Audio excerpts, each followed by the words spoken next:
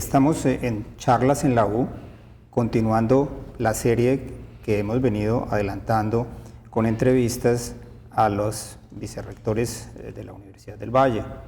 En esta ocasión está con nosotros la doctora Inés María Ulloa Villegas, quien es vicerrectora administrativa de la universidad.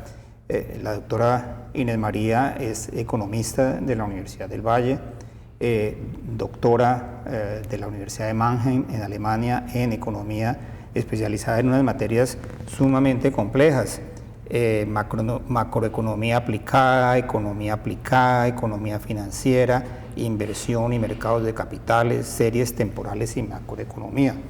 Y ha estado durante muchos años en la universidad, principalmente como docente. Fue en alguna oportunidad, ya hace unos cerca de 20 años, directora del Departamento de Planeación de la universidad. Y ahora, con motivo de su llegada a la Vicerrectoría Administrativa, en donde está desde hace un par de meses, hemos querido invitarla para que nos cuente algo sobre ella misma y sobre su trabajo.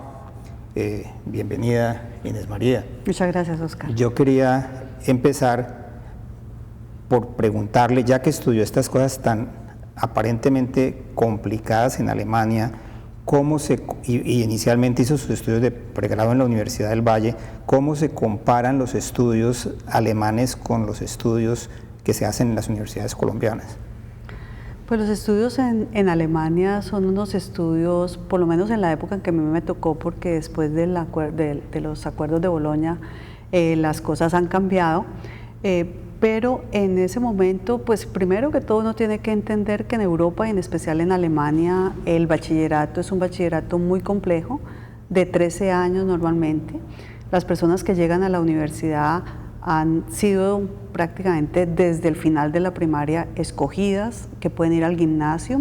Los que van al gimnasio son los que obtienen el Abitur, y el Abitur es el bachillerato que posibilita el llegar a la universidad. Las otras personas salen mucho más temprano de la educación secundaria y hacen formación, digamos, de alguna profesión, plomero, carpintero, etcétera, o panadero, u otros van a unas universidades técnicas que son más orientadas hacia el trabajo. Entonces, cuando uno está en una universidad alemana, en todo su contexto está, digamos, todo el nivel de calidad y de avance de la situación alemana. En ese contexto, pues en esa época era bastante diferente. Yo creo que en Colombia hemos avanzado muchísimo en los últimos años. Cuando yo regresé en el año 93 de Alemania, en Colombia había muy pocos doctorados. En todas las áreas, había algunos en ciencias naturales, pero había muy pocos doctorados en general. Yo creo que hoy se ha consolidado bastante el sistema educativo colombiano. Además, el Internet ha posibilitado que haya más igualdad en el acceso a la bibliografía, en el acceso a las bases de datos. Eso en esa época era una gran desventaja. Nosotros teníamos que sentarnos aquí como investigadores en mi inicio de mi carrera en la universidad, a esperar a que llegaran los papers en papel. Hoy pues todo está en línea. Entonces había muchas diferencias por la capacidad de recursos, por la tecnología y por el acceso a la información que teníamos en Colombia frente a lo que había en ese momento en Europa. Para mí fue una gran oportunidad y yo realmente vivo siempre muy agradecida con el gobierno alemán por haberme posibilitado ser becaria y vivir prácticamente 6 años en Alemania. Yo no terminé mi doctorado, pero hice todos los estudios doctorales y pues logré toda la formalidad grande que le posibilita a uno esos lugares en ese momento. Además, pues mi universidad también era una universidad pues bastante reconocida en el área de la economía. Uno de los comentarios que se hacen con frecuencia sobre el manejo de la economía colombiana es que ha habido una tecnocracia, principalmente de economistas, principalmente graduados en universidades extranjeras, que han facilitado que haya un manejo estable de la economía colombiana frente a los avatares de la política. ¿Qué opinión le merece ese hecho de que se haya constituido una especie de tecnocracia de economistas para el manejo de la economía, de modo que se llegue a un cierto grado de estabilidad que se presenta a veces como un ejemplo en América Latina de lo que debe ser un manejo macroeconómico del Estado? Pues Oscar, yo la verdad, yo trabajo en el área de macroeconomía, lo he trabajado toda la vida y soy defensora de eso. Soy defensora de que nosotros hayamos podido tener esos niveles de tecnocracia en términos de que siempre ha habido una estabilidad y una claridad institucional y política. Lo que no soy defensora es del tipo de tecnocracia que se volvió una única. En el pasado había muchas más posibilidades de que otros tecnócratas mucho más heterodoxos, mucho más comprensivos de la institucionalidad, etcétera, participaran en el gobierno, y la verdad hay que decirlo, pues desde los años 90 con el presidente Gaviria casi se volvió un monopolio pues de una universidad, y pues todos sabemos más o menos qué universidad estamos hablando, y yo no digo que pueden tener, digamos, deberían por lo menos escuchar otras opiniones, pero en ese sentido yo sí creo que eso es una gran ventaja que tiene Colombia frente a otros países latinoamericanos. En ese sentido, las universidades de las provincias, como dicen en la capital, ¿son escuchadas o no son escuchadas en el diseño de las políticas públicas? En algunos campos hemos sido escuchados, pero la verdad, digamos, más en el campo social, por ejemplo, en temas de discriminación, en temas de violencia, en temas más sociales hemos sido escuchados, yo creo que, pero yo sí diría que en el pasado, por lo menos cuando yo inicialmente tuve la oportunidad de trabajar en Planeación Nacional, fue mi primer trabajo, recién egresada de la Universidad del Valle, había mucha más interacción, por ejemplo, con egresados de la Universidad Nacional de Bogotá, o de la Universidad de Antioquia, o incluso de la Universidad del Valle, en la misión de empleo. En su momento con el profesor Chenery participó el profesor Alberto Corchuelo, que fue uno de mis profesores en mi estudio.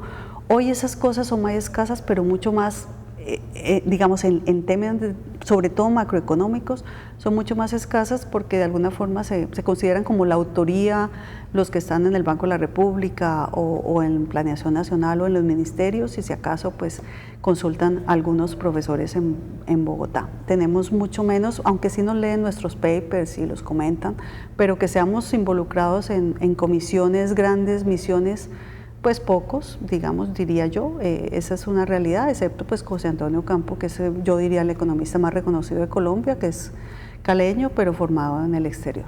Sí. Debería añadirse ese punto a la ya larga lucha contra el centralismo, que también es centralismo intelectual. Sí. Usted fue directora de planeación de la universidad en un momento particularmente crítico desde el punto de vista financiero de la universidad. Estaba altamente endeudada, había serios problemas de gobernabilidad, estamos hablando de principios de siglo, y vuelve ahora como vicerrectora administrativa en un momento en que la situación financiera y de gobernabilidad es muy diferente. ¿Qué opinión le merece el proceso que tomó tantos años de normalización financiera de la universidad? Pues yo creo que es un proceso muy valioso. Yo creo que los profesores, los empleados, los directivos asumimos pues el rol que nos tocaba para sacar la universidad adelante. La deuda se pudo terminar de pagar en el año 2014.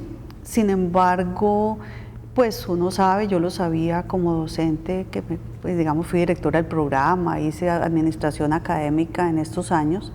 Yo lo sabía que de todas formas había problemas estructurales sin resolver, y pues eso es un poco lo que todavía queja, o digamos en gran medida los problemas que tiene hoy la universidad se deben a aspectos estructurales que nacieron desde los años 90, y pues es la diferencia en el crecimiento de ingresos y gastos de las universidades públicas en general, y en la Universidad del Valle con mayor medida, porque la Universidad del Valle tiene los profesores muy formalizados, tenemos profesores con altísimo nivel de cualificación, con alta productividad académica, tenemos unos empleados y unos trabajadores en condiciones laborales muy especiales, muy respetuosas de todos los ítems, y además pues también con unos salarios y unas prestaciones pues que ya no se encuentran tan fácilmente en el sector. Entonces, en ese sentido, pues la universidad tiene afugias, y tiene afugias estructurales, pero ya no tiene mucho que ver con ese sobreendeudamiento del momento. Yo creo que tiene unos grandes retos administrativos y financieros, y bueno, pues para eso estamos tratando de construir una estrategia para mantener la universidad viable en el tiempo. Podría uno decir que la crisis que se adivina en general en las universidades públicas y en general en todas las universidades es entonces una crisis de crecimiento? Sí, realmente es una crisis porque todas las universidades tienen más o menos el mismo problema nuestro, o sea, los salarios, la remuneración en general de los profesores crece a unas tasas muy por encima de la inflación. Nosotros normalmente recibimos del Estado el IPC, o sea, el reconocimiento del incremento de precios y algunos puntos adicionales puntuales por gestión que se hace, pero estructuralmente recibimos eso.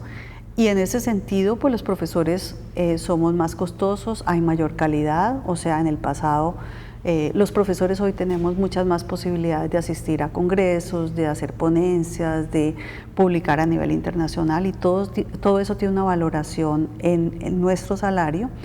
Y en ese sentido, pues la calidad cuesta y la calidad de las universidades públicas en Colombia ha aumentado de manera importante y incluso en la educación secundaria, los colegios de alto nivel tienen hoy unas estructuras tecnológicas, unos laboratorios que son muchísimo más costosos que los del pasado.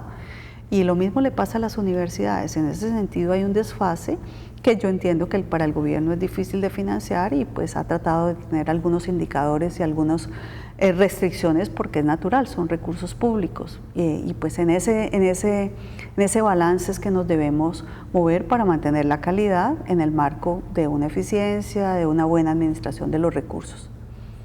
El año pasado en el medio universitario hubo un gran movimiento nacional que involucró a todos los estamentos de la universidad justamente reclamando recursos adicionales. Se pensaba que había un déficit acumulado de 15 billones de pesos y obviamente nadie estaba esperando que ese déficit se enjugara en una sola oportunidad. Hubo un proceso muy largo de negociaciones después de 2 o 3 meses de paro general de las universidades públicas y finalmente se llegó a un acuerdo que fue inicialmente pactado entre el gobierno y los rectores y luego se crearon unas mesas donde intervinieron otros estamentos y se llegó a un acuerdo final que implica unos recursos adicionales para las universidades públicas, tanto para inversión como para funcionamiento. ¿Cómo considera usted ese acuerdo y en qué medida ese acuerdo beneficia a la Universidad del Valle? A ver, la universidad pues participó muy activamente en ese movimiento, creo que todos los profesores, empleados y sobre todo las directivas estuvieron muy al tanto, apoyando, porque realmente el tema estructural en general del sistema es muy grande y para la Universidad del Valle es una de las más afectadas por lo que ya dije. Nosotros tenemos muy formalizada nuestra contratación, tenemos profesores, un altísimo nivel de profesores nombrados y un gran número de profesores nombrados. Entonces, en ese sentido, nosotros teníamos unas afugias verdaderas para terminar el año pasado. Nosotros terminamos con un déficit, se pudo cumplir con las obligaciones, pero pues obviamente es un manejo de tesorería que hay que retrasar algunas cosas para poder ir cumpliendo en la medida de lo posible. Ese acuerdo soluciona parcialmente la situación. Se ha hecho un trabajo a través del sistema universitario estatal para involucrar, bueno, el gobierno cumplió, hay que decirlo, está cumpliendo lo acordado, cumplió con involucrar los principales ítems de los recursos que van a la base presupuestal, o sea que van a seguir creciendo en el tiempo. Los involucraron en el plan de desarrollo. Nosotros como sistema universitario estatal estamos tratando de que si se logra reformar la ley 30, pues eso quede permanente, porque lo que les decía, o sea, nosotros no tenemos un crecimiento unido al índice de precios al consumidor, a la inflación, nosotros tenemos un crecimiento unido a la calidad, al fortalecimiento de la universidad. Y en ese sentido, pues los recursos no nos alcanzaban. Nosotros trataremos de hacer el mejor uso de ellos, pero pues en este momento la realidad es que la universidad no puede expandirse mucho más de lo que tiene sin mejorar un poco la eficiencia porque el tema estructural pesa todavía. Antes de continuar más en detalle con los términos de ese acuerdo, vamos a hacer una pausa.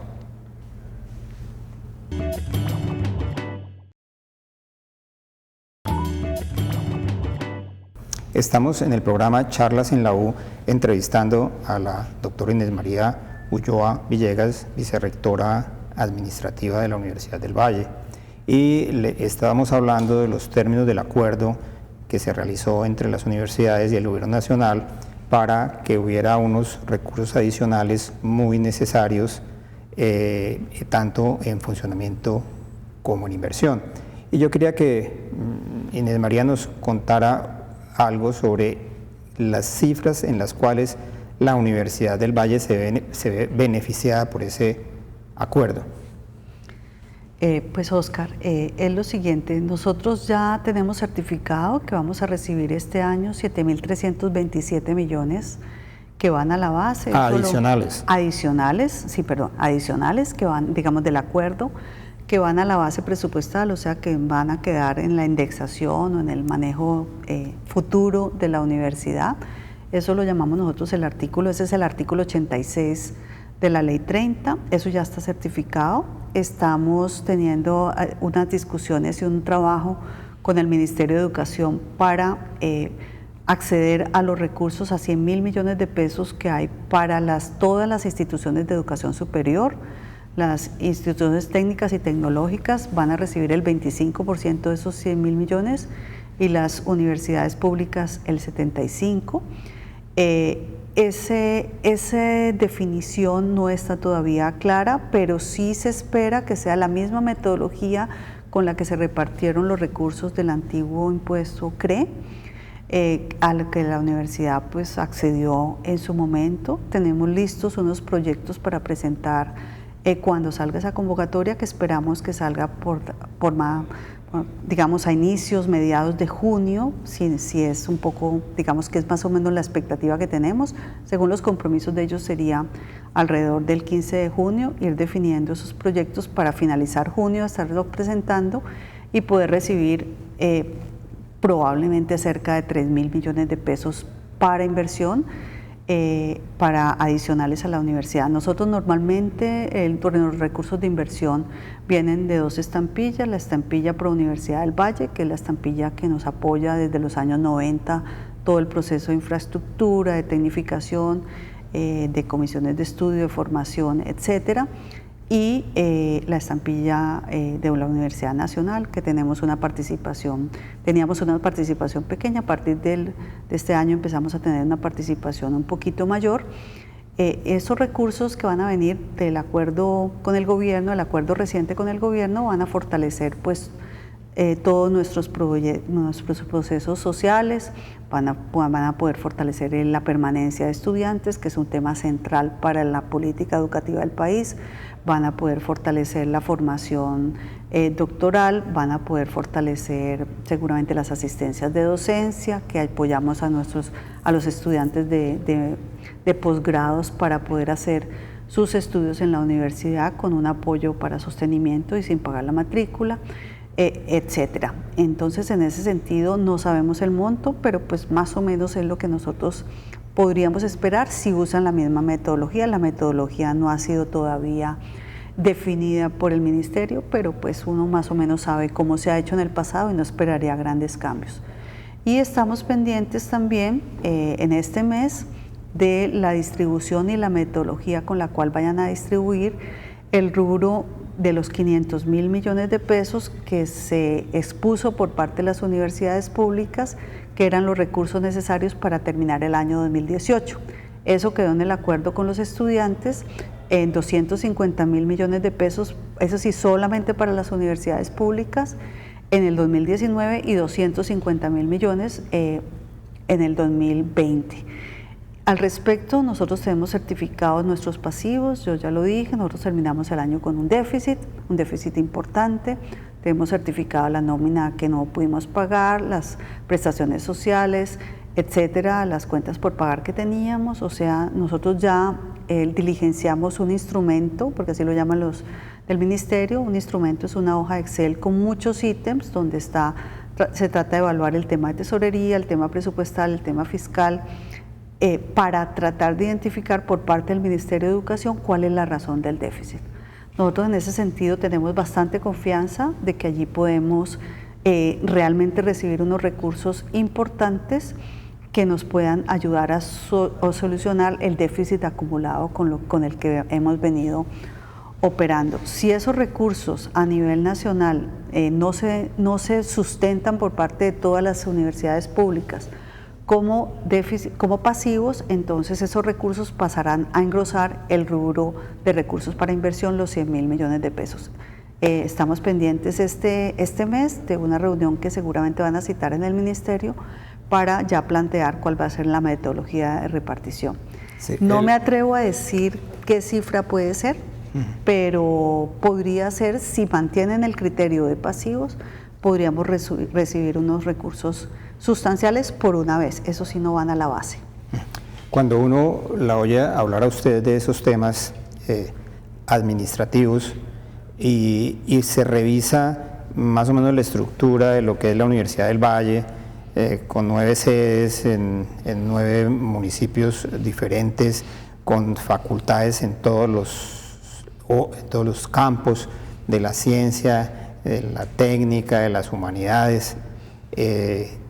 Uno lo que piensa es que administrar aquello de una manera eficiente es una tarea de romanos, como se decía antes, y que tiene que haber un proceso muy intenso de modernización de procesos administrativos para que funcione adecuadamente. ¿Qué tanto se ha hecho en los últimos años para la modernización en el manejo administrativo de la universidad, habida cuenta de que la universidad saltó de ser una universidad muy pequeña a una universidad muy grande en un lapso realmente pequeño? Bueno, yo creo que el esfuerzo que ha hecho la universidad en general ha sido muy grande. O sea, nosotros hoy tenemos todos los procesos sistematizados. O sea, recientemente incluso se adquirió un software para el manejo de recurso humano que es bien complejo en la universidad, que está todavía en algunos ajustes. Tenemos sistematizada la asignación académica, tenemos sistematizados todos los temas financieros, presupuestales, tenemos conexión en línea desde las facultades para hacer los trámites, tenemos la biblioteca con un sistema muy sólido, tenemos las sedes regionales conectadas por internet, también tramitan todas las cosas, digamos, con la administración central. Digitalmente. Todavía tenemos mucho papel para mi gusto, soy consciente, pero allí también hay como un tema de la costumbre o de las que nosotros pensamos son los requerimientos del Estado que habría que abordar. Nos faltaría, que diría yo, un poco más de integración de esos sistemas y estamos evaluando alternativas académicas. A propósito, la matrícula en la universidad pues se hace en línea. Los estudiantes no tienen que estar presentes a no ser que tengan condiciones especiales, la inscripción a la universidad se hace en línea. Nosotros también en el Estado se ha modernizado mucho, por ejemplo antes los estados financieros que era engorrosísimo presentarlos, hoy se suben a lo que se llama el chip, hacemos la rendición de cuentas a las contralorías también con un sistema, tenemos visibilidad en la contratación, publicamos todas las cosas en los sistemas que hay que publicarlos. O sea, realmente en ese sentido se ha avanzado bastante. Yo insisto, creo que nos falta integración para obtener más fácilmente indicadores. Podemos mejorar, podemos ser más eficientes como siempre, pero realmente ha habido un avance muy grande. Cuando entrevistábamos hace unos días a la vicerrectora académica, ella destacaba como casi la principal logro de su gestión había sido la intensificación de los procesos de acreditación de alta calidad, que ha sido como una característica de los últimos 3 años y medio, porque fue uno de los propósitos de el profesor Edgar Varela Barrios cuando fue elegido rector.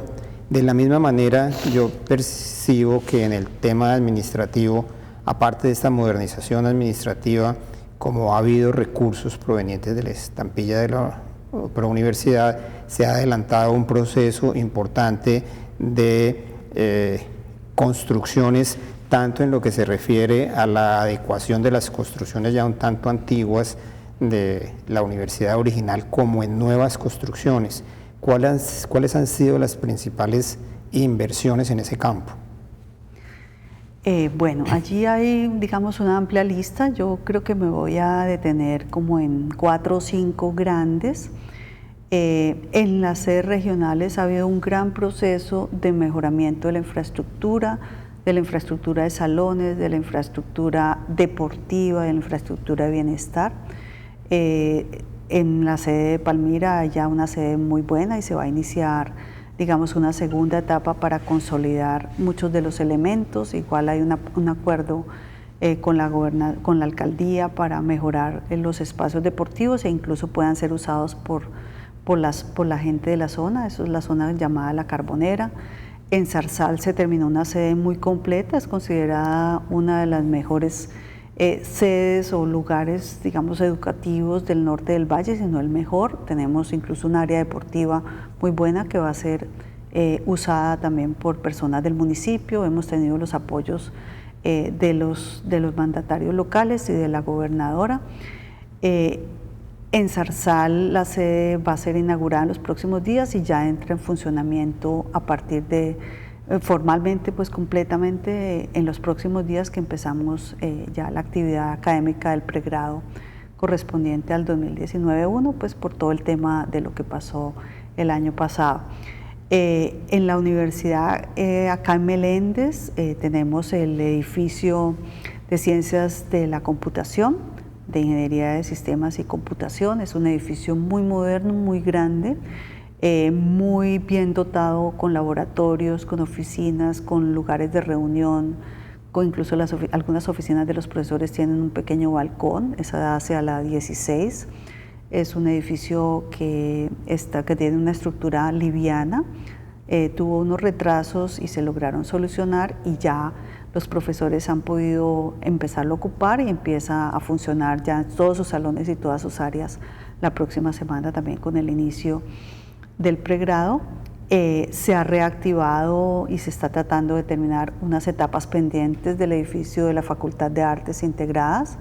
Ustedes saben que pues, los espacios especiales para la música, para el diseño, para la arquitectura, son espacios que con los que la universidad no contaba adecuadamente, pues en condiciones pues ideales, y van a quedar con un edificio en muy buenas condiciones. Eso no se alcanza a terminar este año, pero se va a hacer. Y está proyectado algo que para la comunidad universitaria es muy importante, y es poder pues no solamente mejorar algunos temas de infraestructura como los baños, pues que algunos baños están atrasados tecnológicamente y algunas construcciones son seguramente de los años 70, sino también la posibilidad de tener un nuevo edificio de aulas para posibilitar mayor interacción virtual, más auditorios probablemente y salones más adecuados. Ese edificio se está terminando su diseño y se iniciará seguramente el próximo año. En las sedes regionales hay muchos más campos, pero pues como para redondear,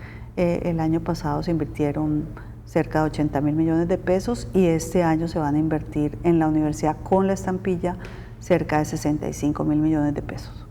Yo quiero agradecerle a la profesora Inés María Ulloa que nos haya acompañado en esta entrevista con sus importantes informaciones sobre cómo va avanzando la universidad desde el punto de vista administrativo.